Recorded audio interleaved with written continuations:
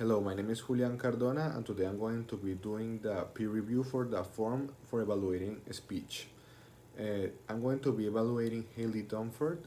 Her speech was 5 minutes and 49 seconds, and the title of it was The Importance of Argumentation. The thesis of her speech was that every speech has a point, and that this can be seen in public address constantly. The introduction, she had a good introduction both in her speech and in her video. She talks about the speech from Martin Luther King Jr. that she is going to use as her guide through the speech, and she also talks an important disclaimer for the public that might be sensible to some of the words and issues touched in the speech. She had also a good conclusion in both her speech and her video. She stated some of her main ideas, and she told us the main terms that she used, but in her in-person speech she ran out of time, so this was cut a little bit abruptly. Uh, Regarding sources, she only used Dr. King's speech in her speech and in her video as an explicit source. She did mention techniques and terms that we have learned in the readings we have made in class, but she doesn't quote them or cite the authors that talk about them. Regarding technology, she didn't use any technology in her in-person speech, but she used effectively her video while talking, and had no problems with that.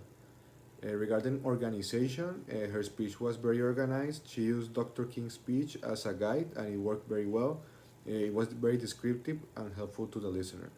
Her verbal expression was also very good. She did not have fillers. She had a good tempo, and it wasn't a monotone speech. Regarding her nonverbal expressiveness, she had good eye contact in the live speech and in the video as well.